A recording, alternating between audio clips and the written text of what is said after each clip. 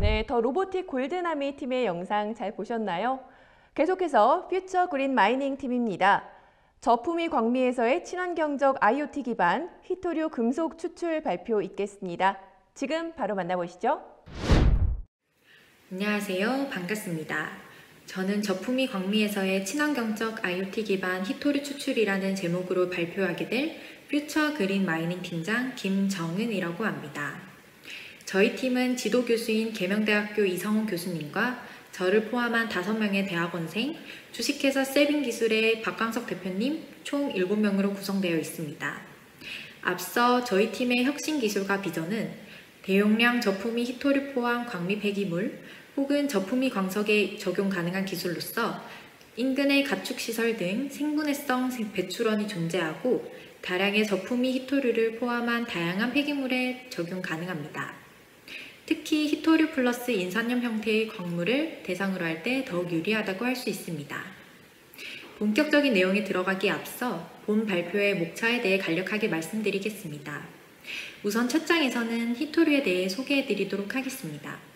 즉, 히토류란 물질이 정확하게 무엇인지 알아보고 분류와 용도에 대해 말씀드리도록 하겠습니다. 다음, 기존 보편적으로 쓰이고 있는 기술에 대해 알아보고 기존 기술의 문제점이 무엇인지 짚어보도록 하겠습니다.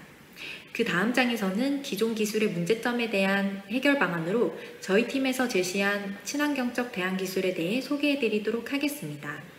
구체적으로 이러한 기술이 기존 기술에 대비 어떠한 장점이 있는지, 그리고 기존 기술이 갖고 있는 문제점을 어떻게 해결할 수 있는지 말씀드리도록 하겠습니다.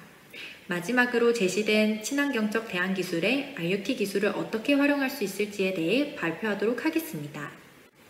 히토류는 스칸듐, 이트륨, 루테늄 3개의 원소와 원자번호 57에서 70에 이르는 란탄 계열 원소 14개, 총 17개의 금속 원소로서 각종 첨단 산업에서 필수적으로 사용된다는 점 때문에 산업의 비타민이라고도 불립니다. 현재 전자, 항공, 자동차, 정보통신 등 여러 경제 분야에서 다양하게 이용되고 있으며 주로 하이브리드 엔진, 금속 합금, 2차 전지에 사용되고 있습니다. 현재까지 파악된 히토류의 매정량은 중국이 36%로 가장 많으며 히토류는 세계적으로 공급량이 극히 한정되어 있거나 한정된 일부 국가에만 매장되어 있습니다. 2010년에는 중국이 전 세계 히토류의 97%를 생산하고 있었으며 현재 대부분의 나라에서 중국으로부터 히토류 원료를 공급받고 있습니다. 이처럼 다양한 산업 분야에서 히토류의 사용량이 증가되고 이는 히토류의 부족 현상을 야기하여 더 많은 히토류를 생산하게 되었습니다. 그러나 히토류 채굴 및 가공 작업은 근로자의 건강 및 환경에 많은 위험 요소를 내포하고 있습니다.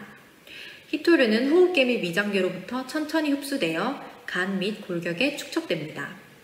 많은 양의 히토류 흡입은 급성 기관지염 및 폐렴을 유발할 수 있고 피부 접촉을 통해 궤양 및 유가종을 유발할 수 있으며 안구 노출을 통해 결막염이나 각막 손상 등을 유발할 수 있습니다. 히토류 중 네오디듐, 이테르뷴, 루테늄 등이 자극성이 높습니다. 이러한 히토류 금속들은 물리적 화학적 성질에서 유사한 점이 많으며 특히 원자량의 차이가 크지 않아 보통의 화학 분석 조작으로는 분리하기가 어려워 이들을 분리 추출하는 데 많은 어려움이 따릅니다. 이와 같은 어려움으로 인하여 히토류의 제조와 정제가 쉽지 않고 제조와 정제에 따르는 비용이 많이 들며 히토류를 함유하고 있는 광물 및 히토류를 이용하여 제조된 생산품의 비용이 고가가 되는 문제점들이 따릅니다.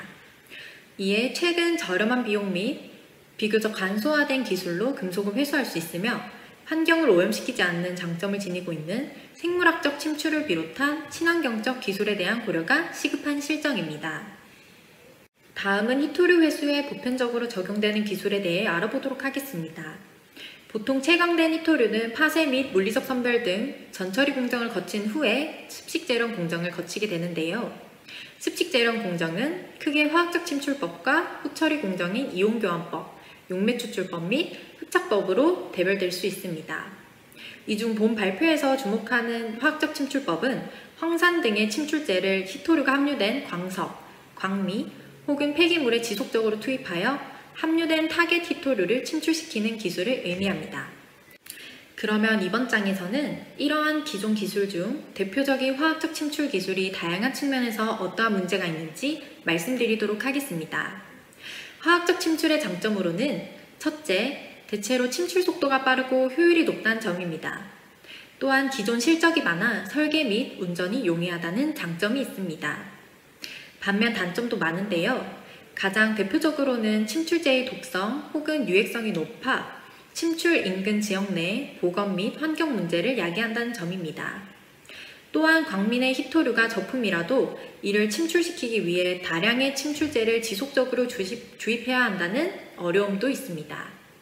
마지막으로 이러한 침출제는 대부분 히토류와 기타 성분 간의 선택성이 낮아 고순도화를 위한 복잡한 후당 공정이 필요하다는 단점도 존재합니다. 기존 화학적 침출 기술의 문제점을 한마디로 요약하자면 저품위 광미에서는 침출 효과가 저하될 뿐만 아니라 환경 및 보건 측면에서 심각한 문제를 야기할 수 있다고 말씀드릴 수 있겠습니다.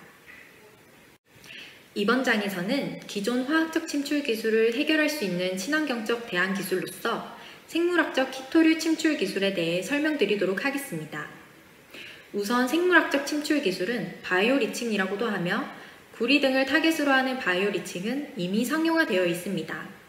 반면 히토류 바이오 리칭의 경우 구리 바이오 리칭과 비교하면 아직 걸음마 단계라고 할 수 있겠습니다. 히토류 바이오 리칭의 장점은 특히 타겟 히토류가 광석 내 인산염과 결합되어 있을 경우 특정 미생물을 이용하면 보다 고효율의 친환경적 히토류 침출이 가능하다는 점인데요. 이때 특정 미생물은 우리말로는 인산염 용해 미생물이라고 하며 간단히 영어 약자로 PSM이라고 부릅니다. 이러한 미생물은 자체적으로 유해성이 낮은 유기산을 다량 합성할 수 있습니다. 이러한 유기산을 침출제로 이용할 경우 기존 화학적 침출에 비해 환경오염이 적습니다. 또한 이러한 친환경적 침출 기술이 보편화되면 광미 내 자원이자 유해물질인 히토류를 회수 분리할 수 있어 이 또한 환경적 측면에서 당연히 바람직합니다. 두 번째는 저품위에서도 높은 회수율과 선택성을 보여줄 수 있다는 점인데요. 광미에는 히토류 등 타겟 성분이 워낙 저품위로 존재하기 때문에 선택성이 없는 화학적 침출제보다는 타겟 금속에 미생물이 농집되어 집중적인 침출이 가능한 바이오 리칭이 저품위 광미 대상으로는 더 적합하다고 말씀드릴 수 있겠습니다. 또한 특이 생물 흡착을 통하여 히토류, 비히토류 간 선택성도 증진시킬 수 있는데요. 이에 관련된 자세한 내용은 다음 장에서 발표하겠습니다. 네 번째 히토류 바이오 리칭의 장점으로는 경제성을 들 수 있습니다. 지속적인 인위적 투입이 불가피한 화학적 침출과는 달리 바이오 리칭은 미생물 스스로 유기산 침출제를 합성하기 때문에 인위적 투입이 불필요합니다.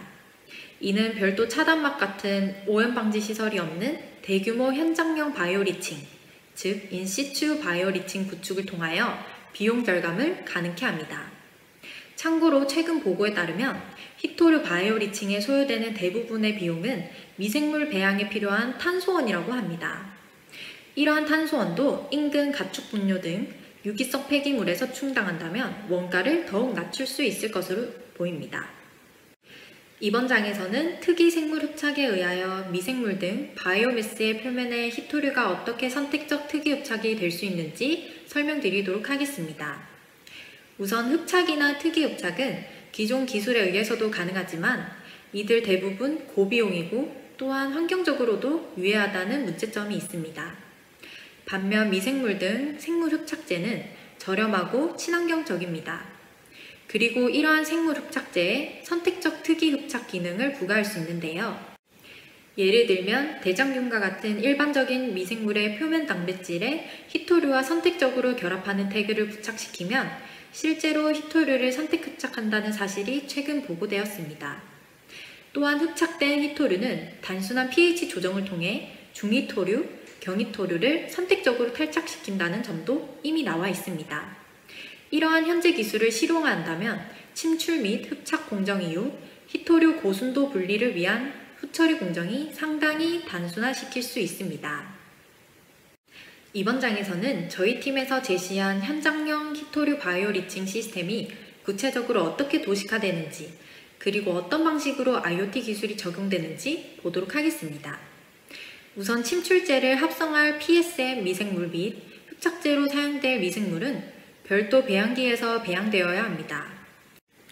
이 경우 미생물 배양에 필요한 외부 탄소원을 구매한다면 바이오 리칭 관련 대부분의 비용이 소모되기 때문에 탄소원을 분뇨 등 유기성 폐기물로 대체하여 원가를 절감하도록 구성합니다.